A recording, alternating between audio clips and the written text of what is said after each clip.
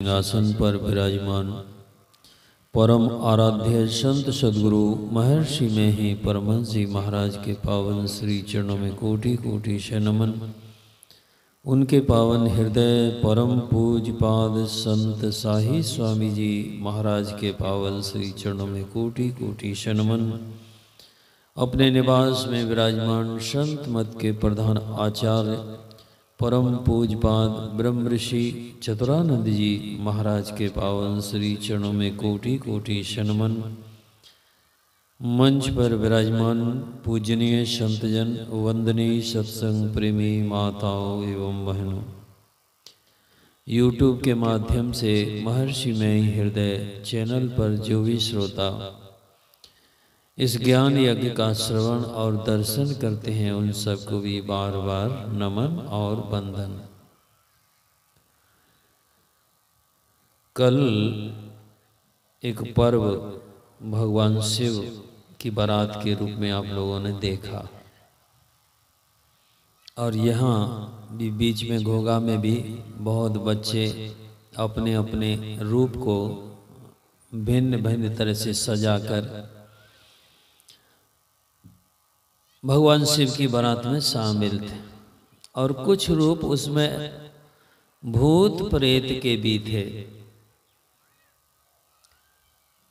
समझने की बात है, भगवान शिव की बारात और उसमें भूत और प्रेत का क्या काम है। और इतना ही नहीं, देवता भी थे, भगवान भी थे उसमें। और भगवान का श्रृंगार कैसा था? शमशान की राख से भगवान शिव का श्रृंगार किया गया। गले में सर्पों की माला, हाथों में कंगन के रूप में सर्प छोटे छोटे, और छोटे छोटे कान में कुंडल सर्प के रूप में, और बड़ा बड़ा जटाजूट। और कहा जाता है कि बैल पर बैठे थे, बैल पर बैठे थे। और कभी कभी तो सुनने को मिलता है बैल पर उल्टे बैठे थे, मुंह पीछे करके बैठे थे। खैर जो भी बात हो, लेकिन बात को यहाँ समझना होगा देख कर और सुनकर। तो जो लोगों ने देखा और सुना, उन्होंने उसी तरह की बारात बनाकर निकालना शुरू कर दिया। लेकिन क्या इस रहस्य को वो समझ गए? क्या बारात निकालने से शिव अर्थात कल्याण की प्राप्ति होगी? रास्ता तो वही है, लेकिन अध्यात्म के मार्ग में यदि गुरु अधूरे हैं तो आपका कदापि काम चलने वाला नहीं है।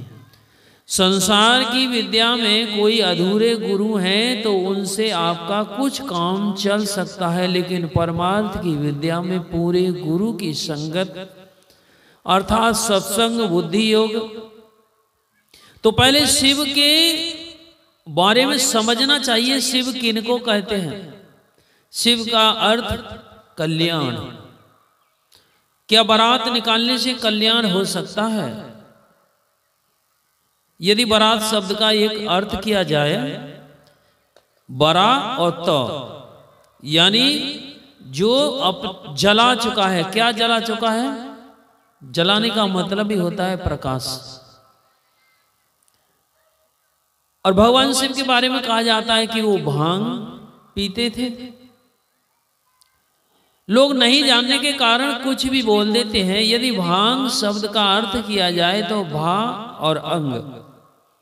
भा माने प्रकाश होता है, और अंग माने वह शरीर, वो हिस्सा होता है जो प्रकाशमय है। तो वहां तो शमशान की राख लगी है, और शरीर पर इतने डरावने सर्प लपेटे हुए हैं। और कितना डरावना एक लोकगीत में गाया गया है, जिस दिन शिव की चढ़ी बारात, शोर भयो नंगर में भारी, शोर भयो नंगर में भारी, शोर भयो नंगर में भारी। बालक बच्चे करे चबहुआ, बालक बच्चे करे चबहुआ, भागी चलो यहाँ आए गयो हुआ, भागी चलो यहाँ।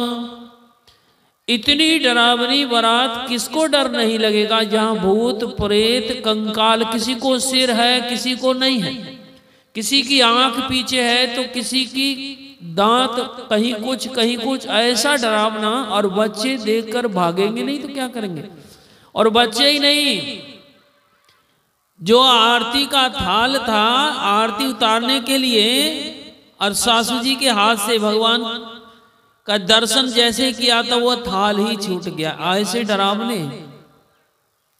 लेकिन इस बारात का क्या रहस्य है, तो पहले शिव के स्वरूप को समझना होगा और वह शिव कहाँ रहते हैं इस बात को समझना होगा।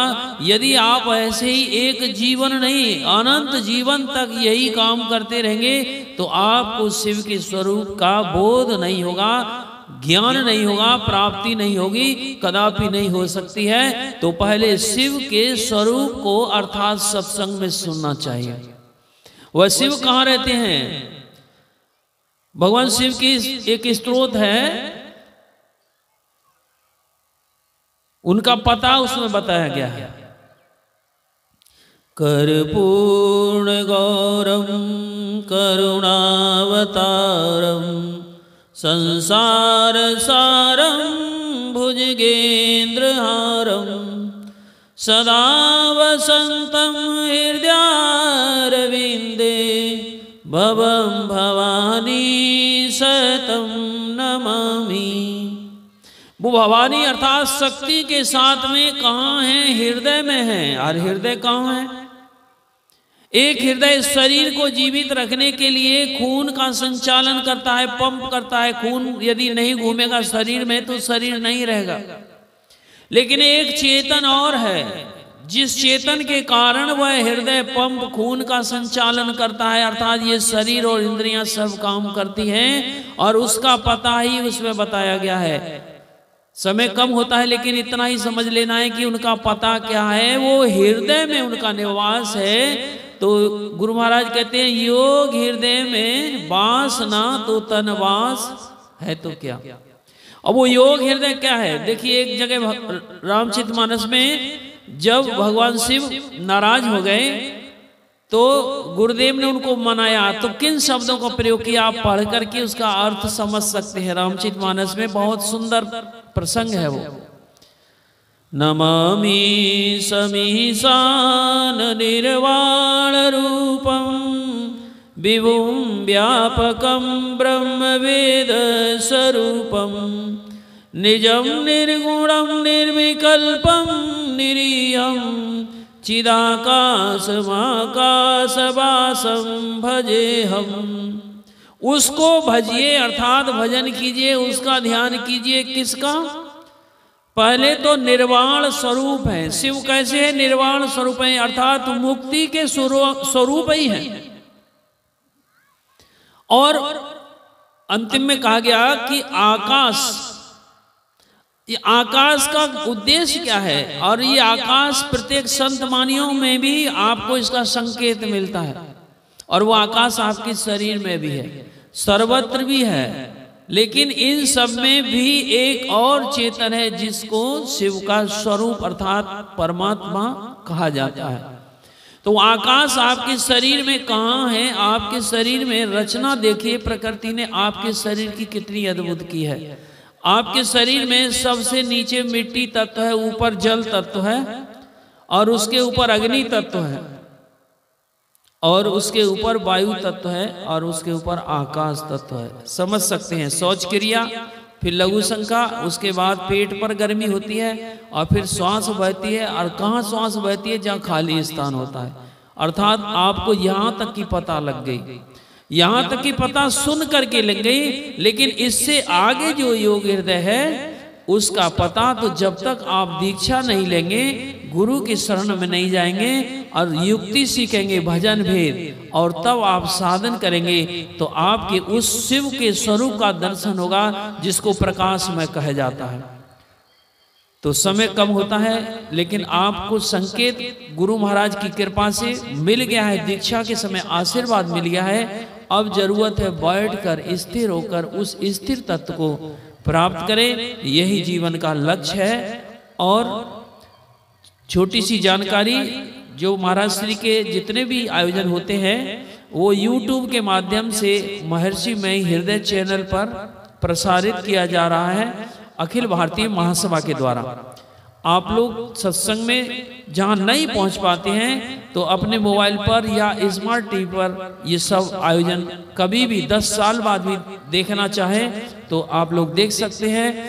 यही थोड़ा सा आप लोगों की सेवा में। श्री सद्गुरु महाराज की जय।